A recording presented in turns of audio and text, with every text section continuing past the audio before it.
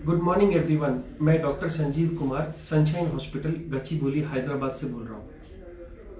Corona बढ़ने की वजह से कई ऐसे लोग हैं जो मेडिकल फैसिलिटीज़ के पास नहीं जा पा रहे। बुखार कॉमन हो गया है और डर बढ़ता जा रहा है। वो लोग जिनको बुखार नहीं है उनको कोरोना होने का चांस बहुत कम है, क्योंकि बगैर बुखार के कोरोना नहीं हो सकता। दूसरी चीज़, जिन लोगों को बुखार नहीं है, सिर्फ डर है कि हमको कोरोना तो नहीं हो गया है, हम टेस्ट कराएं। टेस्ट कराने का कोई बेनिफिट नहीं है, क्योंकि ट्रीटमेंट कोरोना का अभी भी कोई स्पेसिफिक नहीं है। सारा ट्रीटमेंट सिर्फ सिम्टोमेटिक आपकी प्रॉब्लम्स के हिसाब से ही किया जा रहा है। इसलिए कोरोना के टेस्ट के पीछे मत भागिए। जिन लोगों को डर है कि हम कोरोना पेशेंट के पास गए थे, हमको तो नहीं हो गया, अगर आपको फीवर नहीं आ रहा तो आपको कोरोना नहीं है। अगर आपका टेस्ट भी कोरोना का पॉजिटिव आया और आपको कोई सिम्टम नहीं है तो सिर्फ 14 दिन के लिए घर में आइसोलेशन रहना बहुत ज़रूरी है, जिससे कि दूसरों को ना फैले। जो लोग घर पे हैं वो लोग हैंड सैनिटाइजर का या फिर घर के बने सोप्स का यूज करिए। कैसे यूज करना है, आपको सैनिटाइजर लेकर के इसको चारों तरफ रगड़ना है, इवन साबुन से भी ऐसे ही, जिससे कि कोई भी कॉर्नर ना बचे। अब ये आपका हैंड स्टेरलाइज है। अगर आप पेशेंट को छूना चाह रहे हैं तो या तो सैनिटाइजर नहीं तो ग्लव यूज करिए, और छूने के बाद या काम खत्म होने के बाद वो ग्लव उतार करके फेंक दीजिए। उस ग्लव को पहन करके आप बाहर मत जाइए, नहीं तो इन्फेक्शन बाहर आ जाएगा। अगर आप इन्फेक्टेड नहीं है तो सोशल डिस्टेंसिंग के टाइम या तो कपड़े का या N95 या सिंपल मास्क यूज करना इक्वली इफेक्टिव है। सिर्फ पेशेंट से 1 मीटर की दूरी बनाए रखिए।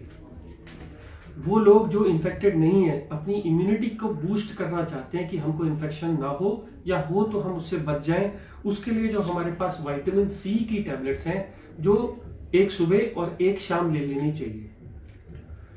कुछ मल्टीविटामिन की गोलियां आती हैं, विकासूल या मल्टीविटामिन सुप्राडीन, कोई भी गोली एक जैसा ही काम करती है, दिन में एक लेना इनफ होता है। कैल्शियम या विटामिन D3 ने भी इफेक्ट दिखाया है, इसलिए ये भी दिन में एक बार लेनी है। विटामिन डी के 60K के कैप्सूल्स आते हैं, 3 दिन लेकर के बंद कर दीजिए। वो लोग जो बुजुर्ग लोग खाना नहीं खा पा रहे, भूख नहीं लग रही, उन लोगों के लिए ORS सोल्यूशन या घर का बना नींबू पानी इनफ होता है, जिसमें नमक और चीनी दोनों होनी चाहिए। यहां तक मैंने बात करी वो लोग जिनको कोई इन्फेक्शन नहीं है या फीवर नहीं आ रहा। मैंने फिर बताया, फीवर नहीं है तो कोरोना नहीं है, क्योंकि 97% को पहला सिम्टम ही फीवर आता है। अगर आपको फीवर आ रहा है तो थर्मामीटर से चेक करिए, पैनिक मत करिए। अगर फीवर आ रहा है तो आप पैरासिटामोल की बनी टैबलेट आपको आराम से मिल जाएगी 500 या 600 में। ये मॉर्निंग, आफ्टरनून और इवनिंग। पैरासिटामोल की गोली से शरीर के दर्द, कमजोरी, सिर का दर्द, गले का दर्द या फीवर दोनों उतर जाते हैं। अगर इस गोली को 3 बार लेने से फीवर नहीं उतर रहा तो आप कपड़े से बॉडी को भिगा लीजिए और पंखा चला दीजिए। जैसे ही पानी सूखेगा आपका टेम्परेचर उतर जाएगा। बच्चों को भी आप यही दे सकते हो, बस पैरासिटामोल की डोज वेट के हिसाब से आधी कर दीजिए। अब इसके अलावा कुछ लोगों को सांस फूलनी शुरू हो जाती है, कुछ लोगों को डर की वजह से, कुछ लोगों को बीमारी की वजह से। अगर वो सांस फूलना डर की वजह से है तो आप ये पल्स ऑक्सीमीटर खरीद लाएं, जो कि मार्केट्स में आराम से मिल जा रहा है 500 से 1000 रुपए के बीच में, या फिर अमेजन साइट्स पे भी मिल जाता है। इसको उंगली पे लगाने से आपको आपकी ऑक्सीजन कितनी है ये बता देता है। अगर आपकी ऑक्सीजन नॉर्मल लोगों की 90 से ऊपर रहनी चाहिए, अगर ये ऑक्सीजन 90 से ऊपर है तो ये जो भी आपको हो रहा है वो डर की वजह से है। और जितना मैंने ट्रीटमेंट अभी तक बताया, मल्टीविटामिन, सोशल डिस्टेंसिंग या hand wash is enough. But अगर आपकी ऑक्सीजन कम हो रही है या सांस चढ़ रही है या खांसी आ रही है तो आपको 2 टैबलेट्स, एक तो डेरिफिलिन की गोली या डॉक्सोफिलिन की गोली सुबह, दोपहर, शाम ले सकते हैं, और एक मोंटेलुकास्ट की गोली रात में लीवोसिट्रिजिन के साथ। इन गोलियों से आपका सांस चढ़ना कम हो जाएगा। कुछ लोगों ने म्यूसिनेक भी ट्राई करा है सुबह और शाम, म्यूसिनेक से भी सांस चढ़ना कम हो जाता है। जिन लोगों को खांसी हो रही है, कोई सिरप अच्छा और बुरा नहीं होता। जो लोग सिरप मार्केट से खरीद सकते हैं 5 ml सुबह, दोपहर, शाम लीजिए। जो लोग नहीं ले सकते वो लोग जिंजर का जूस, कंसंट्रेटेड जिंजर के जूस में हनी मिला के लीजिए। ये भी होम रेमेडी है, खांसी के सिरप के जैसा काम करता है। सब सिरप एक ही जैसे काम करते हैं, सिर्फ एक ढक्कन सुबह, दोपहर, शाम लेना है। यहां तक तो सिर्फ उन लोगों की बात है जो लोग घर में सिम्टोमेटिक ट्रीटमेंट कर रहे हैं। किसी वजह से आपका बुखार उतर नहीं रहा, बहुत बढ़ गया, इतने सब केयर से नहीं ठीक हो रहा, तो अब मेडिकल फैसिलिटी आ जाती है, जिसमें कुछ गोलियां और कुछ इंजेक्शन मैं समझा रहा हूं। जो गोलियां हैं, 2 एंटीबायोटिक्स, एजिथ्रोमाइसिन, सिर्फ 5 गोलियां आपको कंटिन्यू नहीं करनी, रोज एक लेनी है, 5 दिन लेके बंद कर देनी है। एजिथ्रोमाइसिन या डॉक्सीसाइक्लिन, यही 2 एंटीबायोटिक्स हैं जो इस वायरस के खिलाफ कुछ तो काम करके रिजल्ट दिखा रही हैं और हम लोग इनको दे रहे हैं। डॉक्सीसाइक्लिन गोली सुबह शाम एक पत्ता लेके बंद कर देना है। अगर इन सबसे भी ठीक नहीं हो रहा और आपके पास मेडिकल फैसिलिटी है तो आप मेडिकल फैसिलिटी में जाइए। अगर ऑक्सीजन 90 से कम है तो ऑक्सीजन का सिलेंडर का इंतजाम करिए, नहीं तो अपने हॉस्पिटल पास में दिखाइए। किसी वजह से आपको हॉस्पिटल नहीं मिल रहा तो 2 और ड्रग्स हैं।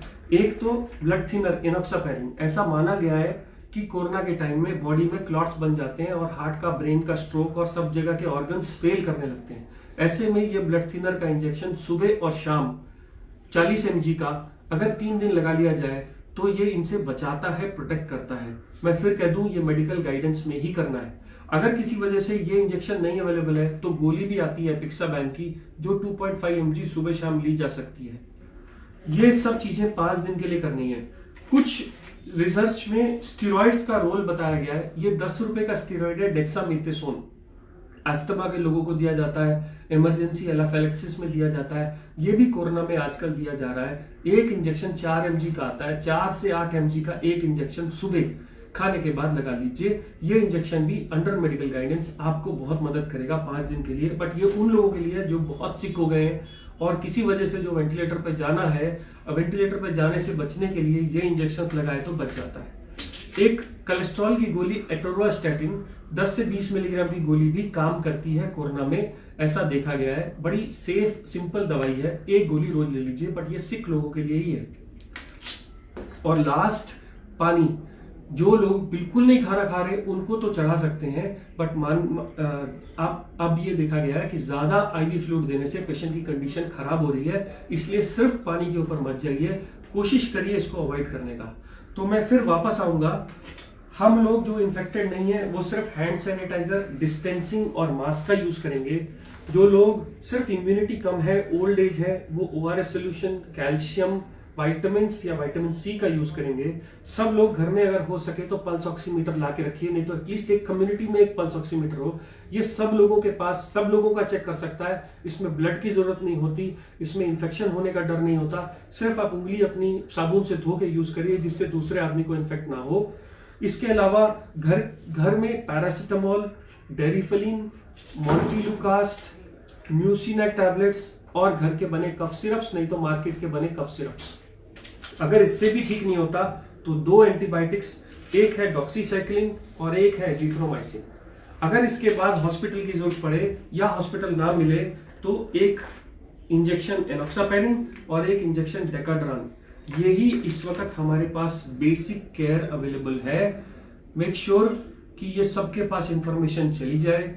आप अपनी डिसीज की सीवियरिटी के हिसाब से इसमें से ड्रग्स लेंगे। लेफ्ट साइड से राइट साइड में सीवियरिटी बढ़ती चली जाएगी। जो लोग हॉस्पिटल जा सकते हैं वो हॉस्पिटल में रहिए। जिन लोगों की ऑक्सीजन कम है वो घर में ऑक्सीजन इंतजाम करके भी ये ट्रीटमेंट शुरू कर सकते हैं। और मुझे उम्मीद है within 1 month we all will be all happy and fine. Thank you. मैं doctor Sanjeev Kumar, Sunshine hospital से बोल रहा हूँ।